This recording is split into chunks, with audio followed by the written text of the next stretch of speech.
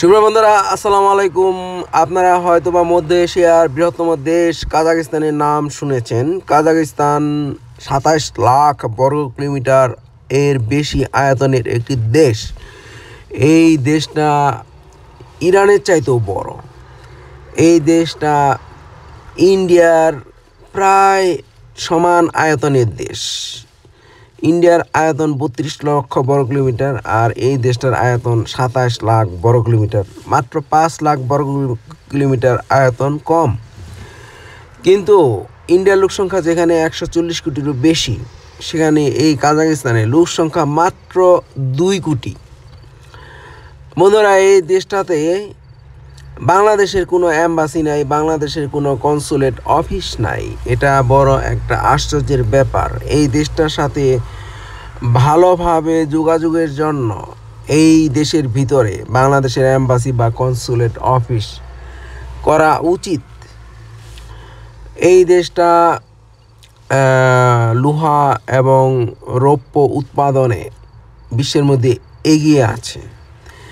এই দেশটা তেল গ্যাসে সমৃদ্ধ একটি দেশ। এই দেশের সাথে অতি সত্বর বাংলাদেশের যোগাযোগ ভালো করতে হবে। বাংলাদেশ থেকে যাতে আমরা সহজেই এই দেশের ভিতরে গিয়ে কাজ করতে পারি, বসবাস করতে পারি, সেই ব্যবস্থা করতে হবে। আর সেই ব্যবস্থা করার জন্য এই দেশের ভিতরে একটা অ্যাম্বাসি, বাংলাদেশের অ্যাম্বাসি অথবা বাংলাদেশের কোনো কনসুলেট অফিস বসাতে হবে। আর বাংলাদেশ থেকে বা যারা ট্যুরিস্ট ভিসায় এই দেশে যেতে চান, তারা কিন্তু সহজেই যেতে পারেন। ই ভিসা সিস্টেম চালু আছে বাংলাদেশিদের জন্য। বাংলাদেশিরা চিকিৎসার জন্য এই দেশে যেতে পারেন। বন্ধুরা, আপনারা দেখুন ম্যাপের মধ্যে এই যে ছাই অংশ, এটা হলো আফগানিস্তান। আর আফগানিস্তানের ঠিক সাথে লাগানো আছে পাকিস্তান। এটা কোন দিকে আছে? পূর্ব দিকে পাকিস্তান। আফগানিস্তানের ঠিক উত্তরে আছে আপনার তাজিকিস্তান দেশটা। তাজিকিস্তানের উপরে আছে কিরগিজস্তানের উপরে আছে ওই গাঢ় ব্লু রঙের যে দেশটা, অর্থাৎ কাজাকিস্তান। এই কাজাকিস্তান দেশটায় আমরা কোনো অ্যাম্বাসি বা কনসুলেট অফিস করতে পারি নাই। এটা আমাদের দেশের সরকারের একটা বড় ব্যর্থতা। আমরা বাংলাদেশের মানুষ যাতে সহজে ওই দেশে গিয়ে কাজ করতে পারি, জীবিকা নির্বাহ করতে পারি, এই সুব্যবস্থা চালু করার জন্য আমাদের সেই দেশে একটা অ্যাম্বাসি এবং কনসুলেট অফিস অবশ্যই করতে হবে। এটা বাংলাদেশ সরকারের ব্যবস্থা করতে হবে।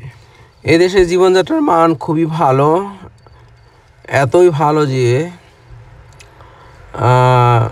অনেক উন্নত দেশের চাইতেও উন্নত জীবনযাত্রার ব্যবস্থা এই দেশের মধ্যে আছে। এখানে ৭০% মুসলমানদের বসবাস, আর 20% মতো আছে খ্রিস্টান, বাকি 10% আছে অন্য ধর্মাবলম্বী। কাজাক জাতির লোক সংখ্যা এই দেশে আছে ৭০% মতো, আর 15% মতো আছে রাশিয়ান। এই দেশটা একসময় রাশিয়ার অধীনস্থ ছিল, আর তাই রাশিয়ানরা এই দেশে প্রচুর বসবাস করতেছে। ২ কোটির মধ্যে 15% অর্থাৎ ৩০ লাখ রাশিয়ান আছে এই দেশটার ভিতরে। তাই বাংলাদেশের সরকারের উচিত হবে এই দেশের সাথে যোগাযোগ ব্যবস্থা ভালো করা। বাংলাদেশিদের যেহেতু ই ভিসা সিস্টেম আছে, বাংলাদেশিরা সহজেই এই দেশে ভ্রমণে যেতে পারি, চিকিৎসার জন্য যেতে পারি। আর কাজাকস্তানের যেই এয়ারলাইন্স আছে আস্তানা এয়ার, এই এয়ারলাইন্স যাতে বাংলাদেশে আসতে পারে, তাদেরও যাতে একটা আয়ের ব্যবস্থা হয় সেই দিকটাও বাংলাদেশ সরকারের নজর দিতে হবে।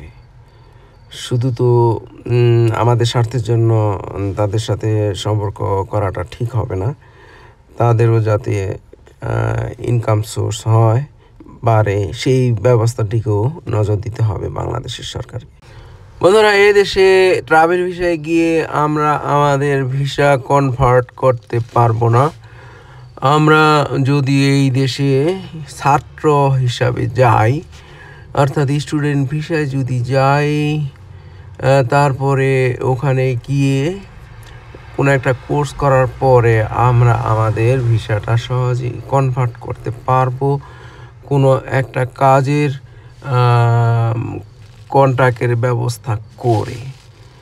তবে হ্যাঁ, এই দেশ থেকে বেরিয়ে যেয়ে আবার ভিসা নিয়ে ঢুকতে হবে, এ হলো সমস্যা। যাই হোক, আমাদের ভিসা পরিবর্তনের কোনো চিন্তা ভাবনা থাকলে অবশ্যই সেই দেশের উকিলের সাথে পরামর্শ করতে হবে। আর উকিলেরা অর্থাৎ ইমিগ্রেশন লয়ার যারা, তারা তো এই ব্যাপারে এক্সপার্ট, তারা আপনাকে ভালো পরামর্শ দিতে পারবে অবশ্যই। আল্লাহ হাফেজ, সবাই ভালো থাকুন। আসসালামু আলাইকুম ওয়া রাহমাতুল্লাহ।